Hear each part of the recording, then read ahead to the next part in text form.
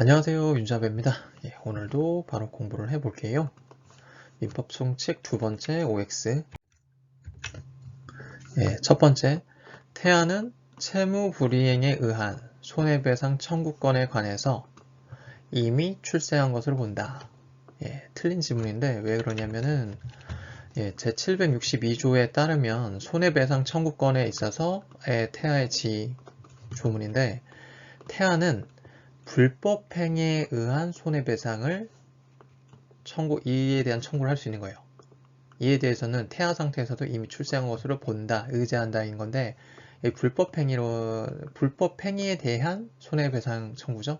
따라서 채무 불이행이 아니라 이 자리에 이렇게 불법행위에 의한 손해배상에 대해서 청구할 수 있다. 이에 대해서는 태아일지라도 이미 출세한 것으로 본다라고 보는 것이고, 두 번째는 판례에서는 태아로 있는 동안은 권리 능력을 취득할 수 있다라고 판시한다. 이것도 틀렸는데, 해설에서 보면은 판례는 정지조건서를 말하고 있죠. 정지조건서는 뭐냐면은 태아로 있는 동안은 권리 능력이 이렇게 없죠. 없기 때문에 권리 능력을 취득할 수 없다라고 말하는 게 맞는 거고, 나중에 태어나면은 이 권리 능력이 나중에 가서 이게 소급해서 과거에 태어났을 당시로 그 권리 능력을 취득할 수 있는 그런 정지 조건서를 판례에서는 판시하고 있습니다. 그리고 이 정지 조건설에 반대되는 게 해제 조건설이 있죠. 해제 조건설은 일단은 태아 상태에서도 권리 능력이 있다라고 의지하다가 나중에 가서 혹시라도 사산이 되거나 하면은 권리 능력이 사라지면서 이때 가서 소급해서 없는 걸로, 권리 능력이 없는 걸로 보는 그런 해제 조건설이 그 반대의 학설로 있고요. 판례에서는 정지 조건설을 따르고 있다. 3번, 2인 이상이 동일한 위난으로 사망한 경우에는 동시에 사망한 것으로 간주한다? 이게 틀렸죠? 간주가 아니라 민법 제30조 동시사망을 보면은 2인 이상이 동일한 위난으로 사망한 경우에는 동시에 사망한 것으로 여기 추정한다죠. 간주가 아니라 추정이다. 간주는 그냥 그대로 의지한다, 봐버린다라는 의미인 건데, 추정을 하면은 번복이 가능한 거니까, 만약에 위난으로 사망했다라고 해도 나중에 살아서 돌아옴을 증명할 수 있다라면은 바뀔 수 있는 거겠죠. 그래서 추정이라는 단어를 쓰고 있고, 4번, 제한 능력자에 관한 규정은 강행 규정이다. 여기까지 맞고, 그러므로 이해가 반하는 계약은 효력이 없다. 맞습니다. 5번, 미성년자가 법률혼을 한 때에는 성년자로 본다, 의지한다. 이것도 맞는 질문. 제 826조의 2죠. 여기서 성년의자는 미성년자가 혼인을 한 때에는 성년자로 본다. 근데 여기는 혼인이라고만 돼 있는데, 제 812조 혼인의 성립을 보면 여기 1항에서 혼인은 가족관계 등록 등에 관한 법률, 이게 법률 혼인 거죠. 법률에 정한 바에 따라서 신고함으로써 그 효력이 생긴다 라는 거죠. 그래서 따라서 법률혼을 한 때에 성년자가 되는 거지, 여기처럼 사실혼을 했다고 해서 성년자로 보는 건 아니고, 사실혼은 여기에서 포함되지 않는다라는 거. 6번, 미성년자가 법정 대리인의 동의를 얻어서 법률 행위를 했다면, 사전적으로 동의를 얻어서 법률 행위를 했다는 거죠.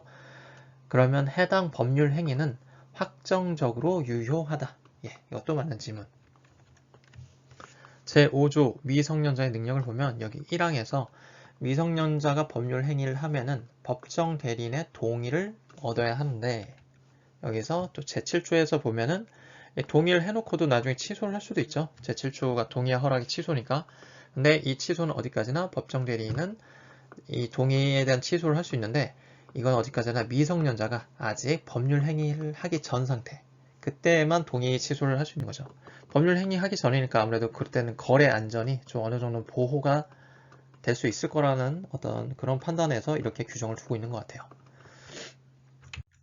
그리고 7번에서는 법정 대리인의 동의의 취소 의사표시는 선의의 제3자에게는 대항할 수 없다.